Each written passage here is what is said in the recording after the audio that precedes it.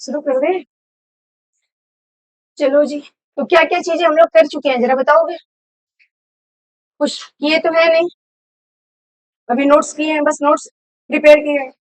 आ जाओ फिर। तुम देख रहे हो मानव जनन। तो हम ह्यूमन के रिप्रोडक्शन की बात कर रहे हैं। अब इसके लिए हमें ये पता है कि ह्यूमन जो है बीबी परस है, मतलब बच्चे को जन्म देता है। और हमें ये भी पता है कि ह्यूमन के रिप्रोडक्शन का कोई सीजन नहीं, कभी भी रिप्रोड्यूस कर सकता है। तो मानव जनन में हमें क्या क्या चीजें सीखना है, जैसा पहले लेसन में हमने सीखा था, इससे पहले वाले लेसन फ्लावरिंग प्लांट वाले लेसन में सीखा था। देखो सेक्सुअल रिप्रोडक्शन का जो मीनिंग्स है वो इसलिए आप कह रहे हो कि पहली चीज तो आपने कहा कि मानव जो है वो बीवी परस है।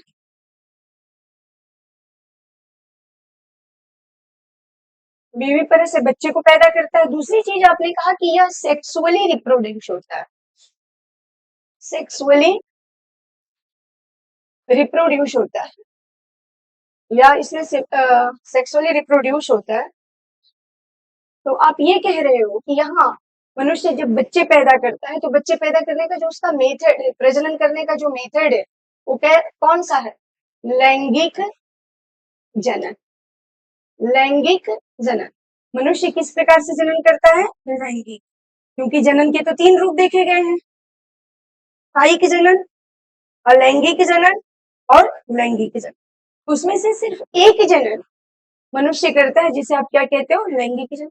पिछले ही लेक्चर में आपने ये भी देखा कि लैंगिक जनन 3 चरणों में पूरा होता है। पहला चरण था निषेचन। निषेचन ये पहला चरण नहीं था, सॉरी, मतलब लैंगिक जनन की मेन जो थीम है, जो विचारधारा है, वो क्या है? निषेचन। तो निषेचन को आपने आइडेंटिफाई किया कि हम युग्मकों का, गैमेटों का संलयन कराएंगे, फ्यूजन कराएंगे। हम क्या कराएंगे? गैमेट्स का फ्यूजन कराएंगे या संलयन कराएंगे। गैमेट्स के संलयन को आपने क्या कहा था? निषेचन कहा था, यही था ना? गैमेट के संलयन को निषेचन कहा। तो यहाँ शर्त ये है कि अगर गैमेट बनेगा तो निषेचन होगा, हमें पहले गैमेट को बनाना पड़ेगा। आपने देखा कि लैंगिक जनन में ठीक है मुख्य घटना निषेचन है, लेकिन निषेचन के लिए क्या चाहिए? गैमेट चाहिए। तो निषेचन से पहले की क्या घटना है? प्री फर्टिलाइजेशन क्या है? निषेचन निषेचन से पहले की घटना, निषेचन पूर्व घटना क्या है? पहली घटना हुई निषेचन पूर्व घटना। इस घटना में आप क्या क्या करोगे? इस घटना में आप गैमेट बनाओगे, इस घटना में आप गैमेटों का स्थानांतरण करोगे। दो काम आप यहाँ करने वाले। निषेचन पूर्व घटना में पहला काम जो आप करोगे वो ये करोगे, आप गैमेट बना लो, गैमेट का निर्माण कर लो। दूसरी घटना, अगर लेक्चर पहला याद हो आपको, तो मैंने कहा था कि मेल गैमेट का जो है, मेल गैमेट क्या होता है? चल होता है, और फीमेल गैमेट अचल होती है। इसका मतलब कि फीमेल गैमेट जहां बनेगी वो वहीं रहेगी, और मेल गैमेट को मूव करके, गति करके उसके पास जाना होगा। यही बात हुई थी। तो इसका मतलब ये हुआ कि हम गैमेट तो बना रहे हैं, पर हम क्या करेंगे? गैमेटों का स्थानांतरण करेंगे। और हमने पहले लेसन में इसी स्थानांतरण को परागण कहा था, याद है? फिर परागण के बाद भी हमने देखा कि कॉलन ट्यूब वगैरह बन रहा था, और उसके द्वारा जो है हमारा गैमेट ट्रांसफर हो रहा था। तो परागण हमने कहा यूज किया? प्लांट में यूज किया। यहाँ हम क्या यूज करेंगे? सिर्फ सीधा सीधा यूज करेंगे गैमेट्स का स्थानांतरण। तो यहाँ पर निषेचन पूर्व दो काम करेंगे, एक तो गैमेट बनाएंगे, और दूसरा क्या करेंगे? उस गैमेट का स्थानांतरण करेंगे जो नहीं चलेगा, मतलब मेल गैमिट का स्थानांतरण करेंगे जहां फीमेल गैमिट है वहां। सही है। इस क्रिया को यहाँ पर इनसेमिनेशन, वीर्य निषेचन कहते हैं। वहां प्लांट के केस में पॉलिनेशन कहा था, परागण कहा था, यहाँ पर इनसेमिनेशन कहेंगे या वीर्य सेचन कहेंगे। ठीक है, गैमेट का निर्माण करेंगे, वीर्य सेचन करेंगे। ठीक, अब चले निषेचन का तो सीधा मतलब है भाई गैमेट बन गए, गैमेटों का स्थानांतरण हो गया, दोनों गैमेट आसपास आ गए, तो अब इन गैमेटों को हम क्या कर दें, फ्यूज कर दें। अब गैमेट पास आए तो उनका संलयन, उनका फ्यूजन स्वाभाविक है। तीसरी चीज है कि आखिरकार आप निषेचन करा क्यों रहे हो, निषेचन अगर हो रहा है तो इसका रिजल्ट आना चाहिए। तो पिछले लेसन में, प्लांट वाले लेसन में हमने कहा कि अगर निषेचन हो रहा है तो उसका रिजल्ट आ रहा है सीड के रूप में और फ्रूट के रूप में। प्लांट में निषेचन का लास्ट प्रोडक्ट, फाइनल प्रोडक्ट क्या बना था, सीड और फ्रूट्स, यही बने थे। और यहाँ पर सीड और फ्रूट्स किससे डेवलप हुए, एम्ब्रियो से। स्पेशली जो आपका सीड था वो किससे डेवलप हुआ था, एम्ब्रियो से। और फ्रूट्स किससे डेवलप हुआ था, ओवेरियन बॉल से। तो यहाँ पर ऐसा कुछ है नहीं, लेकिन एम्ब्रियो बनेगा। यहाँ पर क्या होगा, जब आप गैमेटों का संलयन कराओगे, मान लो स्पर्म को ओवा से मिला दिए, आप स्पर्म और ओवा को फ्यूज कर रहे हो, तो आपको पता है गैमेट क्या होते हैं, ये आपको पता है। नहीं पता है तो पहला लेक्चर जरूर देखना, फ्लावरिंग प्लांट वाला, उसमें मैंने पूरा डिटेल गैमेट पे काम किया है। वो लेक्चर अगर तुम्हारा कंफर्म है तब तुम्हें पता चलेगा गैमेट है क्या, कैसे होगा। वैसे मैंने क्लास में भी बताया, फिर भी अगर किसी को डाउट हो या कोई लेक्चर मिस कर दिया है तो उसको जाके देख लेगा, वहां है।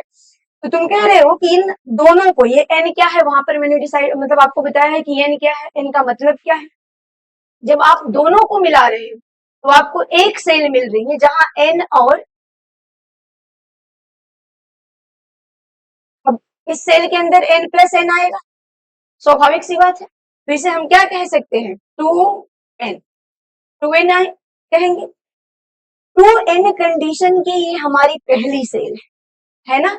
निषेचन के बाद, यहाँ निषेचन हुआ, निषेचन के बाद 2n कंडीशन में ये हमारी पहली सेल है। 2n कंडीशन का मतलब यह है कि number of chromosome species specific जो होता है वो मेंटेन रहेगा। अगर मनुष्य में 46 नंबर ऑफ क्रोमोजोम है तो मनुष्य जाति का स्पेशल नंबर ऑफ क्रोमोजोम क्या है, 46 है। तो 2n का मतलब है कि इस सेल में, ये पहली ऐसी सेल है गैमेटों के जिसमें number of chromosome species specific है।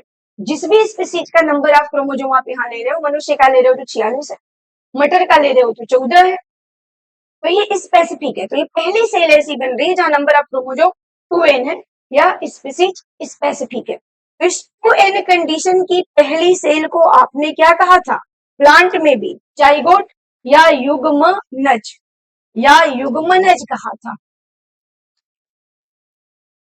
युग्मनज कहा। और जाइगोट अगर एम्ब्रियो के हिसाब से देखा जाए तो ये पहली एम्ब्रियोनिक सेल, पहली एम्ब्रियोनिक सेल है, इसी से आपके एम्ब्रियो का विकास हो। प्लांट के केस में एम्ब्रियो कन्वर्ट हो जा रहा था सीड में, क्योंकि पूरा ओव्यूल कन्वर्ट हो रहा था, एम्ब्रियो तो अपनी जगह पे था, एम्ब्रियो तो एम्ब्रियो ही था।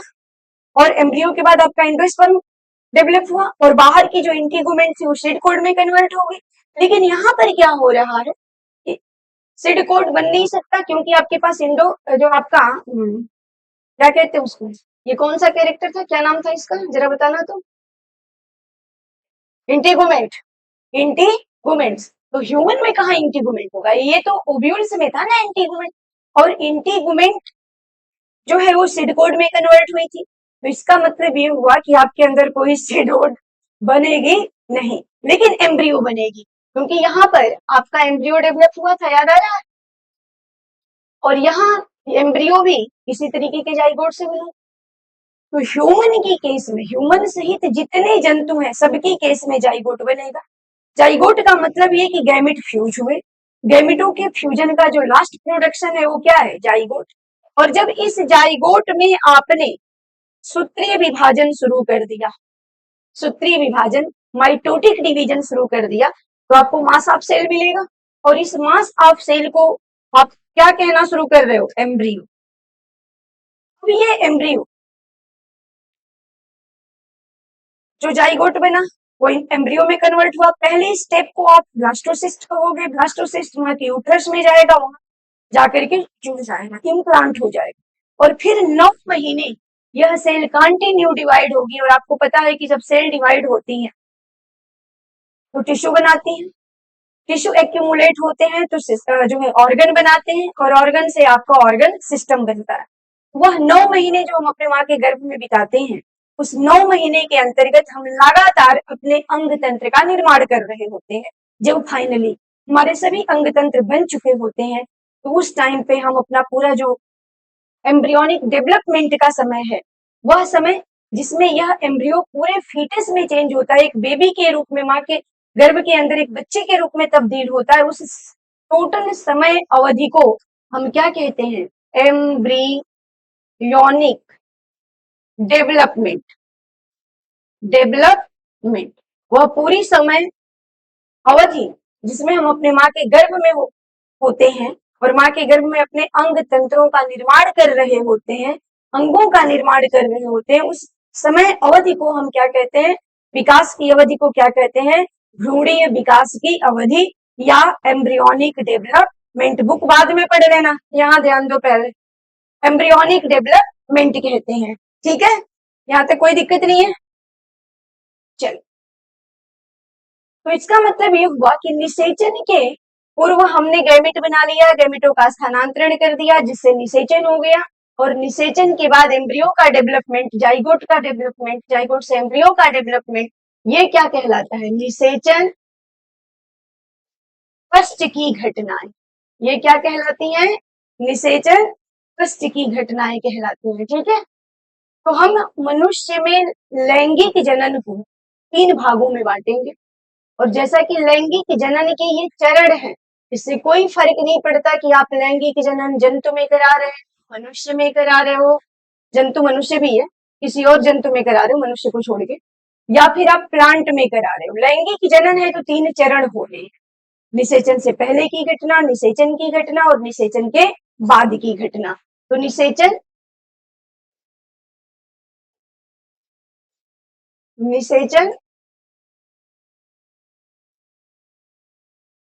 फर्स्ट,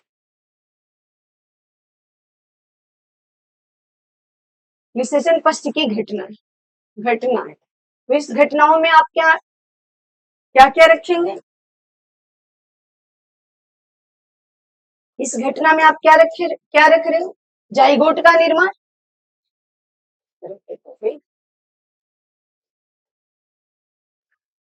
इसमें आपने पहला काम क्या करा? जाइगोट बनाया, यानी युग मनज, ठीक है? दूसरा काम आप क्या करोगे? इस जाइगोट से एम्ब्रियो बनाओगे, यानी भ्रूण, ठीक है? और ये भ्रूण कहाँ होगा? माँ के यूट्रस में, माँ के गर्भाशय, और वहां 9 महीने का समय बिताएगा, अपने सारे ऑर्गन सिस्टम, सारे अंग तंत्र बना लेगा, और फिर 9 महीना पूरा होने के बाद ये डिलीवर। तो ये सब पढ़ते पढ़ते हमारा पूरा लेसन खत्म हो जाएगा। पहले पैरा में क्या कह रहा है? अगर आप पहले पैरा को यहाँ पर रीड करो, तो आपके साथ एक सीक्वेंस शेयर किया जा रहा है पूरे घटनाओं का। इस सीक्वेंस को कह रहा है कि हम फर्स्ट ऑफ ऑल क्या करने वाले हैं, जो सीक्वेंस बनाया जाएगा उस सीक्वेंस में हम पहले सबसे पहले क्या करने वाले हैं?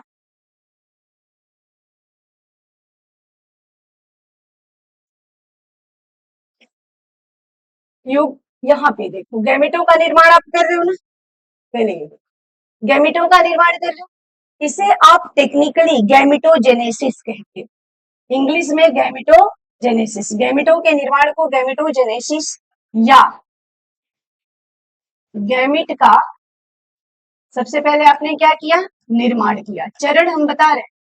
और इस प्रोसेस को आप टेक्निकली, इतना बड़ा तो बोलेंगे नहीं, टेक्निकली क्या कहोगे? गैमेटोजेनेसिस, या इसकी हिंदी होती है युग्मक जनन, युग्मक जनन, ठीक है? युग्मक क्यों? क्योंकि गैमिट की हिंदी ही होती है युग्मक,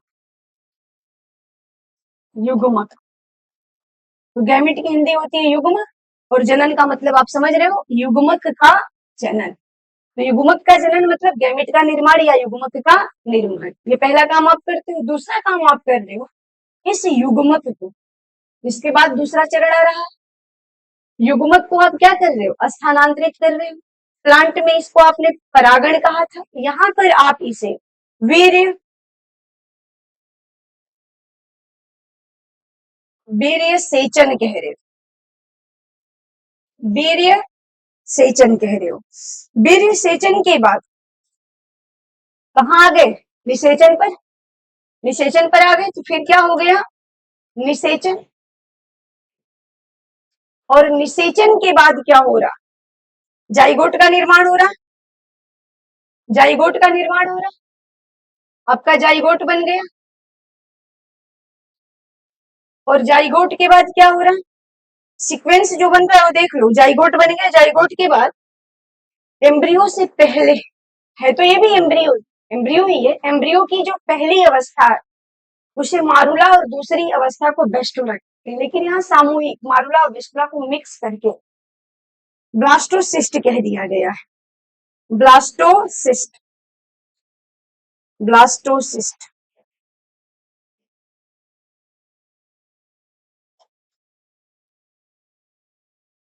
ब्लास्टोसिस्ट, ठीक है, ब्लास्टोसिस्ट। यहाँ पर ब्लास्टोसिस्ट एक फेज है जो है एम्ब्रियोनिक फेज, मतलब भ्रूणीय अवस्था ही है। तो भ्रूणीय अवस्था कहाँ से शुरू हो गई, जाइगोट के बाद से तो भ्रूणीय अवस्था आपकी चल रही। और ब्लास्टोसिस्ट ये आकर के माँ के गर्भ में लग जाता है, माँ के गर्भाशय में क्या होता है, लग जाता है। इसे क्या कहते हैं, माँ के गर्भाशय में जब ये लगता है तो अंतररोपण, इम्प्लांटेशन, अंतररोपण, इम्प्लांटेशन। और अंतररोपण में मैंने कहा ना, इम्प्लांटेशन में 9 महीने लग जाते हैं, इम्प्लांटेशन के बाद जो ये एम्ब्रियो है वो माँ के गर्भ में 9 महीने तक रहता है, और 9 महीने में वो अपना टोटल ऑर्गन सिस्टम बना लेता है। और जब टोटल ऑर्गन सिस्टम बन जाएंगे तो क्या होगा, अब तो प्रसव होगा, अब तो डिलीवरी होगी, प्रसव, प्रसव, ठीक है, प्रसव। डिलीवरी सही वर्ड नहीं है, क्योंकि डिलीवरी तो पिज्जा भी होता है। डिलीवरी मतलब देना, सिर्फ सिर्फ, और प्रसव मतलब किसी शिशु को जन्म देना।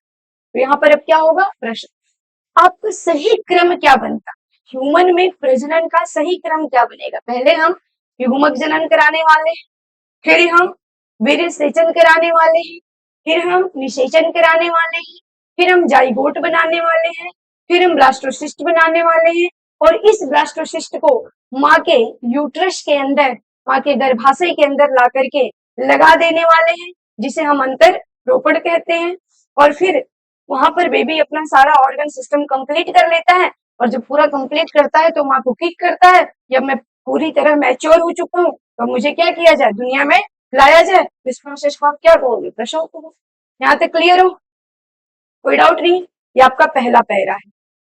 तो अब आ जाओ, अब एक बात जो तुम्हारे दिमाग में आनी चाहिए वो ये आनी चाहिए कि ठीक है, जो लैंगिक जनन है उसकी ये 3 घटनाएं, पर इन घटनाओं को कराएंगे मनुष्य के किस ऑर्गन के अंदर, हम इस सारी घटनाओं को अंजाम दें। मनुष्य में पढ़ रहे हो, जैसे आपने प्लांट में लैंगिक जनन के लिए फूल चुना, तो आपने कहा कि भाई फूल में कहाँ होगा लैंगिक जनन, तो आपने कहा कि फूल में जो नर जनन अंग है और जो मादा जनन अंग है इनके बीच हम लैंगिक जनन कराएंगे। तो इसी तरह आपको ये देखना पड़ेगा कि मनुष्य में वह कौन सी जगह है जहां हम गैमिट का फॉर्मेशन करेंगे, मतलब युग्मक, युग्मक का निर्माण करेंगे। किस विधि या किस ऑर्गन के द्वारा हम गैमिट को ट्रांसफर करेंगे, और कहाँ पर हम इनका फ्यूजन कराएंगे, कहाँ पर संलयन कराएंगे। और संलयन होने के बाद ब्लास्टोसिस्ट कहाँ बनेगी, कहाँ गई ब्लास्टोसिस्ट, कहाँ बनेगी। और ब्लास्टोसिस्ट, ठीक है, हम समझ रहे हैं कि माँ के गर्भाशय में आके लगती है, लेकिन माँ का गर्भाशय क्या है, कैसे आके लगेगी। इन सबके लिए हमारा जो मोटिव है, जो हमारे दिमाग में बात की करनी चाहिए, वो ये करनी चाहिए कि आखिर कहाँ कहाँ हम लैंगिक जनन और किसकी सहायता से और कहाँ लैंगिक जनन को हम अंजाम देने वाले। अब हमें समझ में आता है कि हमारे पास एक अंग होना चाहिए जो लैंगिक जनन में भाग ले। इसका मतलब कि जो लैंगिक जनन की इन सभी घटनाओं को, इन तीनों घटनाओं को प्रॉपर तरीके से करने में सहायक हो, उस अंग को हम कहते हैं, या उस अंग, अब एक अंग तो होगा नहीं, उस अंग में कई, मतलब उस अंग को आप क्या कह लोगे, वो अंग सिस्टम का एक भाग होगा। तो कई तरीके के ऑर्गन वहां पर इंक्लूड किए जाएंगे, जिससे एक सिस्टम जनरेट होगा, एक तंत्र जनरेट होगा। तो मतलब हमें अंग तंत्र के रूप में चाहिए, कोई एक सिर्फ अकेला अंग किसी पूरी घटना को अंजाम नहीं दे सकता। जैसे अगर आपको क्लास 10th का लेक्चर याद हो, क्लास 11th का लेक्चर याद हो, तो क्लास 10th की मैं बात करूं, क्लास 10th में आपने पाचन तंत्र पढ़ा था, पाचन अंग नहीं पढ़ा था। और उस पाचन तंत्र में आपका आहार नाल था और पाचन ग्रंथियां थी। आहार नाल में भी आपका मुंह था, पेट, अमाशय था, और अमाशय और मुंह के बीच में आपका फेरिंग्स और आइसोफेगस था। फिर आप अमाशय के बाद पहुंचे तो आपको आंतें मिली, छोटी आंत और बड़ी आंत के रूप में मिली, मलाशय मिले। तो ये सब अंग मिलकर के आपका एक तंत्र बनाए थे, जिसे आपने क्या कहा था, पाचन तंत्र कहा था। इसी तरह अगर आप श्वसन तंत्र की बात करो तो श्वसन अंग नहीं कह रहे हैं, क्या कह रहे हैं, श्वसन तंत्र। तो इस तंत्र में भी दुनिया भर के अंग आप देख सकते हो, जैसे नाक, जैसे आपका नोजल फेरिंग्स, और इसके बाद ट्रैकिया, वायुनाल, और वायुनाल के बाद आपने इसको देखा, लंग को देखा। लंग की सहायता के लिए फिसलियां, डायफ्राम, स्टर्नम, क्लेविकल बोन, ये सारी चीजें आपकी डेवलप की गई। तो जब आप ऑर्गन को इंक्लूड करके कोई सिस्टम बनाते हो तो उसे आप ऑर्गन सिस्टम कहते हो। तो हमें एक बात समझ में आ रहा है कि मनुष्य हो या कोई भी जीव, उसको किसी प्रॉपर फंक्शन को करने के लिए एक सिस्टम की नीड होती है, एक सिस्टम की जरूरत होती है। तो हमारे पास लैंगिक जनन को करने के लिए जो सिस्टम होगा उसे हम रिप्रोडक्टिव सिस्टम या प्रजनन तंत्र कहेंगे। तो रिप्रोडक्टिव सिस्टम, या इसे क्या कहोगे, प्रजनन अंग, तंत्र, सॉरी, प्रजनन तंत्र, क्या कहोगे, प्रजनन तंत्र कहोगे। प्रजनन तंत्र क्या है, वह तंत्र जहां हम लैंगिक जनन की सभी घटनाओं को कंप्लीट या पूरा कर सके, उस तंत्र को हम क्या कहेंगे, प्रजनन तंत्र। ठीक है। अब हमें यह भी पता है कि मनुष्य डायोइसियस प्राणी है, मतलब एक लिंगी है। मनुष्य में नर अलग होता है और मादा अलग होती है। देखो मैं तो वही मादा हूं और मैं जानती हूँ कि मैं अलग हूँ, तुम अपना डिसाइड कर लो, तुम लोग अलग अलग हो कि एक हो, ये तुम जानते हो, मैं नहीं जानती हूँ। ठीक है। तो नर जो है वो नर है, मादा जो है वो मादा है। और जो जहां सेक्स डिटरमाइंड नहीं होता, लिंग क्लियर नहीं होता, उसे आप थर्ड जेंडर कहते हो। तो मैं उस श्रेणी में नहीं आती हूँ, मैं फीमेल हूँ। तुम अपना देख लो, तुम फीमेल हो, मेल हो, क्या हो। तुम्हें ये कन्फर्म है कि तुम सेक्स डिटरमाइंड कर रहे हो, तुम मेल हो या तुम फीमेल हो, ये जान रहे हो ना कि नहीं जान रहे हो। कोई ऐसा नहीं ना बिछा है, हाँ, फिर तो मुसीबत है भाई। चलो कोई नहीं, वो भी ह्यूमन ही है। और आप देखोगे कि थर्ड जेंडर के लिए वो रिस्पॉन्सिबल नहीं, आपके जेनेटिक्स में कुछ ऐसी त्रुटियां हो जाती हैं जिसके कारण थर्ड जेंडर आता है, मतलब जन्म लेता है। तो खैर हम ये समझ पा रहे हैं कि प्रजनन तंत्र को हमें दो पार्टों में डिवाइड करना पड़ेगा। हम एक लिंगी है तो नर के अंदर नर जनन तंत्र होगा, नर जनन तंत्र होगा। और केचुआ वो द्विलिंगी है, पता है ना, एक ही शरीर के अंदर दोनों अंग होता है। और मादा के अंदर यहाँ पर क्या होगा, मादा जनन तंत्र होगा। तो हम ये बात समझ पा रहे हैं कि चूंकि हम एक लिंगी हैं, इसलिए हमें नर और मादा जनन तंत्र अलग अलग शरीर में पाया जाता है। लेकिन ऐसे भी जीव आप देखोगे जहां एक ही शरीर के अंदर दोनों तंत्र पाए जाते हैं। तो आपका दिमाग काम करना चाहिए कि यार तो फिर शरीर एक है तो इसको क्यों नर कह रहे हैं, इसको क्यों मादा कह रहे हैं। तो इसका जवाब भी वही लेक्चर में और मैंने क्लास में भी दिया। नर तंत्र क्या होता है, जिसके अंदर मेल गैमेट का फॉर्मेशन नर युग्मक बने, वो तंत्र क्या है? नर तंत्र। और जिसके अंदर फीमेल गैमिट का फॉर्मेशन हो, मादा युग्मक का निर्माण हो, वो क्या है? मादा युग्मक। अरे मादा जनन तंत्र। क्लियर है यहाँ पर? तो हम क्या करने वाले हैं, एक एक करके दोनों को देखने वाले हैं। नर जनन तंत्र को देखेंगे। नर जनन तंत्र में हमें क्या क्या चीजें मिलेंगी अगर सीक्वेंसली चले? नर जनन तंत्र को आप बांट दो।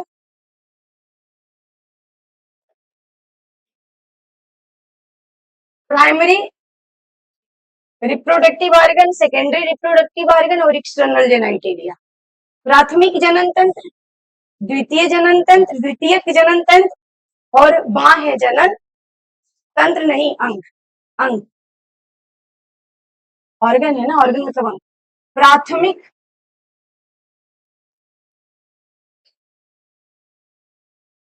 जननांग,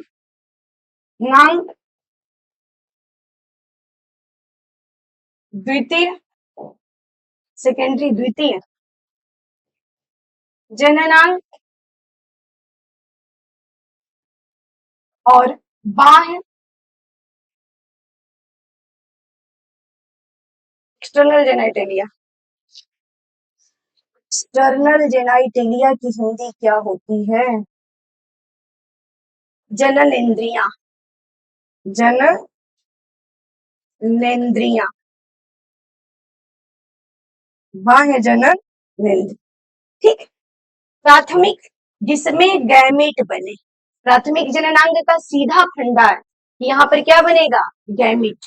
जिसमें गैमेट बनेगा, जिसमें युग्मक बनेगा, वह प्राथमिक है। और द्वितीय में इसका मतलब युग्मक नहीं बनेगा, नहीं बनेगा। ये या तो वह जगह है जहां निषेचन होगा, जहां इम्प्लांटेशन होगा, इंटरोपण होगा, बच्चे का विकास होगा, या जिसकी सहायता से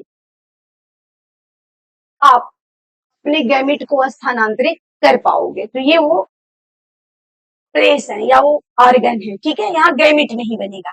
प्राथमिक जननांग, जिसे आप टेस्टिस कहते हो। टेस्टिस, वृषभ, वृषभ है ना, वृषभ की वृषण, वृषण, प्राथमिक जननांग वृषण। ठीक है। दूसरा है द्वितीय जननांग। इसमें आप दो चीजें देखोगे। एक देखोगे आप एसेसरी डक्ट, सहायक नलिकाएं, और दूसरा देखोगे ग्रंथियां। सहायक नलिकाएं,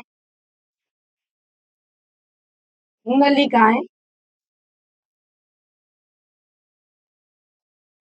और क्या देखोगे? ग्रंथियां।